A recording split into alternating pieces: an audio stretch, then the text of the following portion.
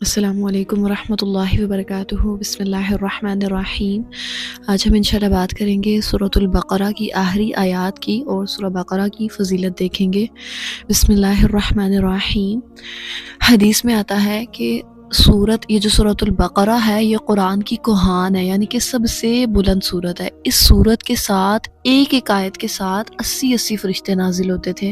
سبحان اللہ۔ عبداللہ بن مسعود رضی اللہ تعالیٰ عنہ کا فرمان ہے کہ جو شخص سورہ بقرہ کی پہلی 4 آیتیں، آیت الکرسی، اور پھر اس کے بعد آیت الکرسی کے بعد کی 2 آیتیں، اور پھر اس کے بعد آخری 3 آیتیں، ٹوٹل کتنی ہوئی؟ 10 آیتیں، جو شخص ہر رات سونے سے پہلے یہ پڑھے گا، جس رات پڑھے گا اس رات اس کے گھر میں شیطان نہیں جا سکتا، اور مجنون پر پڑھیں تو اس کی دیوانگی ختم ہو جائے گی۔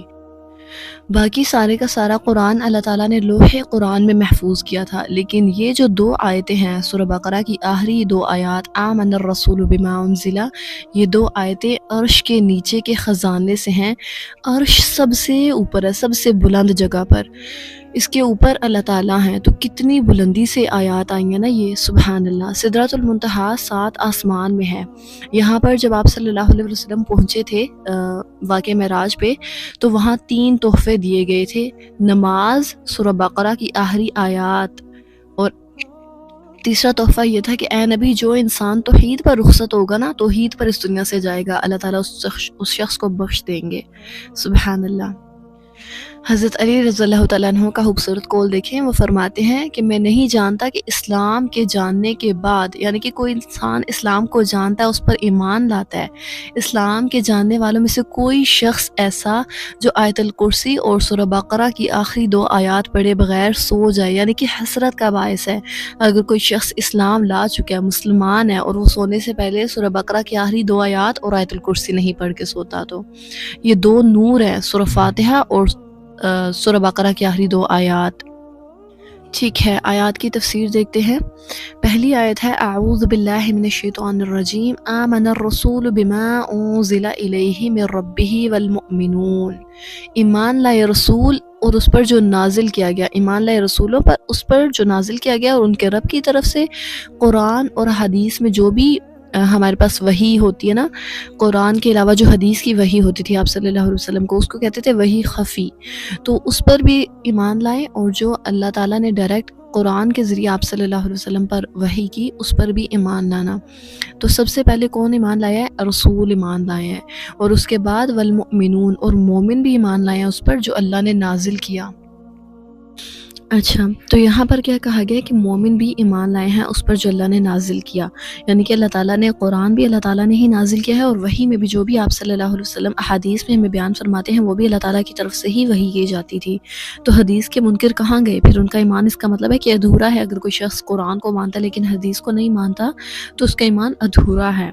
ایمان کیا ہوتا ہے؟ تصدیق، قلب سے، زبان سے اقرار، اور اعضاء سے عمل ایمان ہے۔ فار ایگزامپل کہ کوئی شخص آگے کسی کو کہے، کوئی عورت آگے کسی دوسری عورت کو بتائے کہ آندھی طوفان آنے والا ہے، تو جلدی سے اپنے کپڑے وغیرہ اگر چھت پہ پھیلائیں یا وہ اتار لو، گروسری وغیرہ سامان وغیرہ لے آؤ، جو بھی ضروری کام ہے مطلب آندھی طوفان سے پہلے کر لو۔ تو جیسے ہی اس نے سنا وہ فوراً اٹھ کے اپنے کپڑے اتار لے اور سارا کچھ کر لے، بھلے ہی آثار بھی نہ نظر آ رہے ہوں، لیکن وہ اس کی بات پہ ایمان لے آئی، مطلب اس نے دیکھا نہیں، اس نے پہلے سرچ نہیں کیا، اس نے یہ نہیں کہا پہلے بتاؤ یہ کہاں سے آیا، تمہیں کس نے بتایا، یہ وہ، اس نے بس اس کی بات سنی اور ایمان لے آئی، مان لیا، اور فوراً اٹھ کے عمل شروع کر دیا، اس سے بچنے کے لیے اقدامات کیے۔ اور ہم لوگ کہتے تو ہیں کہ ہم ایمان لائے، جنت حق ہے، جہنم حق ہے، لیکن ہمارے عمل سے واضح نہیں ہوتا کہ ہم سچ میں ایمان لائے ہیں۔ ہم کہتے ہیں ایمان ہے لیکن دل میں ہے، ہم بیٹھ جاتے ہیں بس۔ تو یہ صحیح نہیں ہے۔ ایمان لانا ہے تو آپ کے عمل میں بھی نظر آنا چاہیے کہ آپ ایمان لائے ہیں، اور ایمان چیز ہی ایسی ہے کہ جس کے اندر آ جاتا ہے نا، پھر اس کے بعد وہ بندہ سکون سے نہیں بیٹھ سکتا۔ لیکن یہ کیسا ایمان ہے کہ آپ کہیں کہ دل میں ایمان ہے؟ ایمان نظر نہیں آتا۔ ایمان ہی تو نظر آتا ہے۔ جب حضرت موسیٰ علیہ السلام کے سامنے جو تھے جادوگر، وہ لوگ جب ایمان لے آئے تھے تو سجدے میں گر گئے تھے، اور فرعون نے کہا کہ تم لوگ میری اجازت کے بغیر یہ کیسے سجدہ کر رہے ہو؟ اور انہوں نے کہا کہ ہم موسیٰ اور ہارون کے رب پر ایمان لائے، اور اس کے بعد اس نے کہا کہ میں تم لوگ کے ہاتھ اور پیر کاٹ دوں گا۔ انہوں نے کہا کاٹ دو، مطلب ہمیں اب کوئی فرق نہیں پڑتا، ہم جان گئے کہ ہمارا اللہ کون ہے۔ سبحان اللہ۔ جب انسان ایمان لے آتا ہے نا تو وہ بدل جاتا ہے، فوراً اس کا عمل بدل جاتا ہے، اس کے ہوش حواس بدل جاتے ہیں، اس کا دیکھنے کا نظریہ بدل جاتا ہے۔ اور ہم لوگ بورن مسلم اور کیا کرتے ہیں، ایک مومن جو ہوتا ہے نا وہ اپنے مالک کی اطاعت کرتا ہے، کافر نہیں کرتا۔ مسلمان اور کافر دونوں کے پاس علم برابر نہیں ہے، دونوں کا ایمان کافر جس پر ایمان رکھتا ہے وہ اپنے بھگوانوں پر جو بھی، وہ دونوں برابر کبھی بھی نہیں ہو سکتے۔ نوح علیہ السلام کا بیٹا کافر تھا، ایمان شعوری ہونا چاہیے، اور اللہ تعالیٰ کو کسی سے کوئی نہیں ہے کہ مطلب اگر کوئی کسی کا رشتہ دار ہے تو اس کے ساتھ ذرا کر لیا جائے کہ کوئی کسی کی نسل میں سے ہے یا کوئی بنی اسماعیل میں سے ہے، کوئی بنی اسرائیل میں سے ہے، جو بھی نیک عمل کرے گا اس کے لیے اچھا صلہ ہے، اور جو بھی برے عمل کرے گا بھلے ہی وہ آپ صلی اللہ علیہ وسلم کا امتی ہی کیوں نہ ہو، اللہ تعالیٰ الحق ہے اور العدل ہے، وہ انصاف کے ساتھ فیصلے کرنے والا ہے۔ کل آمن باللہ وملائکتہ وکتبہ ورسلہ، اور سب کے سب ایمان لائے اللہ پر، فرشتوں پر، کتابوں پر اور رسولوں پر، یعنی کہ یہ ساری ایسی چیزیں ہیں جو ہم نے نہیں دیکھی، نہ ہم نے فرشتے دیکھے ہوئے ہیں، نہ ہم نے کتاب ہمارے پاس ہے وہ ہم نے دیکھی ہے الحمدللہ، لیکن کوئی انسان یہ نہیں کہہ سکتا کہ یہ کتاب اللہ تعالیٰ کی طرف سے نہیں ہے۔ ایک مومن کا یہ مکمل بلیف ہے کہ یہ اللہ تعالیٰ کی طرف سے، اس کا کہا ایک ایک لفظ اللہ تعالیٰ کی طرف سے ہے۔ حق کا رستہ ایک ہی ہے، ہم یہ نہیں کہہ سکتے سارے ٹھیک ہیں باقیوں کو غلط نہ کہو، نہیں، صرف اور صرف ایک ہے حق کا راستہ۔ آگے بتایا گیا لا نفرق بین احد من رسلہ، اور ہم اس کے رسولوں میں سے کسی کے درمیان فرق نہیں کرتے۔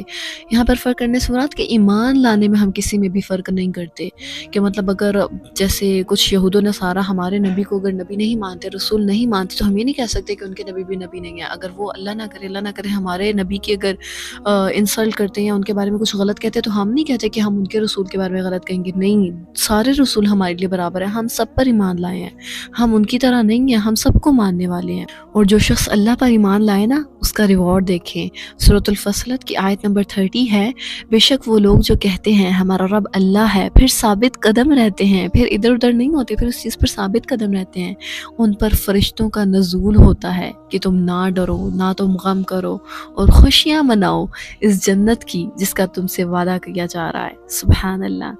اللہ تعالیٰ کے جو پسندیدہ بندے ہوتے ہیں، جو اللہ تعالیٰ پر ایمان رکھتے ہیں، اللہ تعالیٰ انہیں فرشتوں کے ذریعے انہیں تسلیاں دیتے ہیں۔ اللہ تعالیٰ بہت بڑا ہے، سبحان اللہ، اور اس کی مخلوق بھی بہت بڑی ہے۔ وَقَالُوا سَمِعْنَا وَأَطَعْنَا، جب آپ نے مان لیا کہ آپ اللہ پر رسول لائے، رسولوں پر ایمان لائے، آپ نے ہر کام مطلب کر لیا، ٹھیک ہے، الحمدللہ آپ ایمان لے آئے، اس کے بعد ایک مومن کا کیا کام بنتا ہے؟ وہ کیا کہے؟ وہ کہے سمعنا وَأَطَعْنَا، کہ ہم نے سن لیا اور ہم نے مان لیا۔ آج کل لوگ کیا کرتے ہیں، نہیں مجھے نا یہ قرآن کی بات ہے، بتاؤ اگر سن لیا تو عمل کرنا پڑے گا۔ یہ آپ بہانے کس کو دے رہے ہیں کہ مطلب اللہ تعالیٰ کو یہ نہیں پتا کہ آپ کے پاس وقت ہے، آپ علم لے سکتے ہیں، اللہ تعالیٰ نے آپ کو طاقت دی ہوئی ہے، ہاتھ پیر کان سب کچھ ہیں، لیکن پھر بھی آپ نہیں سنتے، آپ سننے کی طرف آتے ہی نہیں ہیں، اور صاف آپ کی نیت آپ بول کے کہہ رہی ہیں کہ خیر اگر بولے نہ بھی، اگر دل میں بھی ہونا یہ بات کہ اگر سن لیا تو عمل کرنا پڑے گا، تو اللہ تعالیٰ کو تو یہ بھی پتا کہ آپ سن کیوں نہیں رہے، تو یہ تو پھر ڈبل گناہ ہے کہ آپ سننا بھی نہیں چاہ رہے۔ تو اگر سنا ہوگا، تھوڑا بہت عقل ہوگی، پتہ ہوگا، تو جب اللہ تعالیٰ نے توفیق دی آپ ہدایت کی طرف آ جائیں گے، لیکن آج تو لوگ سننا ہی پسند نہیں کرتے۔ اور قیامت کے دن لوگ کیا کہیں گے؟ کاش کہ ہم سن لیتے، سمجھ لیتے تو ہم عقل سے کام لیتے، کاش ہم نے سن لیا ہوتا۔ اس دن وہ آرزویں کر رہے ہوں گے کہ کم از کم ہم نے اللہ اور اس کے رسول کی بات سن تو لی ہوتی۔ تو مومن کا طریقہ ہے سمعنا وَأَطَعْنَا، اور بنی اسرائیل نے کیا کہا تھا؟ سمعنا وَعَصَيْنَا، ہم نے سنا اور ہم نے نافرمانی کی۔ اللہ تعالیٰ کا کوئی بھی حکم آپ کو پتہ چلتا آپ نے کیا کہنا ہے؟ سمعنا وَأَطَعْنَا، کہ ہم نے سنا اور ہم نے اطاعت کی، بھلے ہی وہ ہمارے نفس کو کتنا بھی گراں گزرے، بھلے ہی وہ حکم اس پر عمل کرنے سے ہمارے معاشرے کے لوگ، ہمارے گھر کے لوگ ہمارے خلاف کھڑے ہو جائیں، پھر بھی میرے رب کا حکم آ جائے تو میں نے وہ کرنا ہے۔ غفرانکا غفرانکا، آگے فرمایا کہ اللہ ہمیں بخش دے، سمعنا وَأَطَعْنَا کے بعد بھی ہم سے غلطی ہو سکتی ہے، تو ہمیں تھام لینا۔ اتنی پیاری آیت ہے اگلی، لا یکلف اللہ نفسا الا وسعها، اور اللہ تعالیٰ کسی نفس پر اس کی طاقت سے زیادہ بوجھ نہیں ڈالتے۔ یہاں پر بوجھ کی بات ہو رہی ہے، ذمہ داریوں کی بات، ظلم کی بات نہیں ہو رہی۔ آپ ان ذمہ داریوں کو ظلم نہ سمجھے، کیونکہ اللہ تعالیٰ نے ایک اور جگہ پر قرآن میں فرمایا ہے ان اللہ لا یظلم مثقال ذرۃ، اللہ تعالیٰ کسی جان پر ذرہ برابر بھی ظلم نہیں کرتا۔ تو یہ جو اللہ تعالیٰ چھوٹی چھوٹی آزمائشیں ہمیں دیتا ہے نا، وہ بھی ہمارے ہی فائدے کے لیے ہوتی ہیں۔ اور جو چھوٹی چھوٹی ذمہ داریاں ہم پر ہوتی ہیں نا، مطلب ہر سینس میں اس کو لے لے، ذمہ داری لے لے، آزمائش لے لے، کہ اللہ تعالیٰ ہماری طاقت سے زیادہ ہم پر کچھ بھی نہیں ڈالتا۔ کبھی کبھی ہمیں لگتا ہے کہ بھئی یہ چیز اسے تو میں بودر کر ہی نہیں سکتی، یہ کیسے آ گئی؟ لیکن اللہ تعالیٰ جانتے ہیں کہ آپ کے لیے کیا بہتر ہے کیا نہیں، آپ کس چیز کا برڈن اٹھا سکتے ہیں، کس چیز کا نہیں۔ ہمیں لگ رہا تھا کہ بس اب تو ہم گئے، اب تو موت ہے، مطلب اس آزمائش کا کہ تو کچھ ہے ہی نہیں۔ اللہ تعالیٰ نے آپ پر بھروسہ کیا، اللہ تعالیٰ آپ کو جانتے ہیں، اور اللہ تعالیٰ آپ کو اس قابل سمجھتے ہیں کہ آپ یہ کام کر سکتے ہیں۔ حالانکہ ہمیں اپنی صلاحیتوں پر اتنا یقین نہیں ہے، اور اتنا پتہ بھی نہیں ہے کہ ہماری صلاحیتیں کتنی ہیں، اور اللہ تعالیٰ دیکھیں اس کا علم دیکھیں کہ اس سے پتہ ہے کہ میرا بندہ اس مشکل سے نکل جائے گا، اس لیے وہ اس کو اس میں ڈال دا تاکہ اس کے درجات بلند کر سکے۔ سبحان اللہ، انہیں پتا تھا، اللہ تعالیٰ کو پتا تھا کہ کس رسول پر کیسی مصیبت ہونی چاہیے، ہر انسان پر کیسی مصیبت اللہ تعالیٰ نے بھیجی، کیونکہ اللہ تعالیٰ کو پتا ہے کہ وہی کر سکتے ہیں۔ سلیمین ایک صحابیہ ہیں، سبحان اللہ، ان کا ایمان اور ان کا صبر دیکھیں کہ ان کا بچہ فوت ہو گیا۔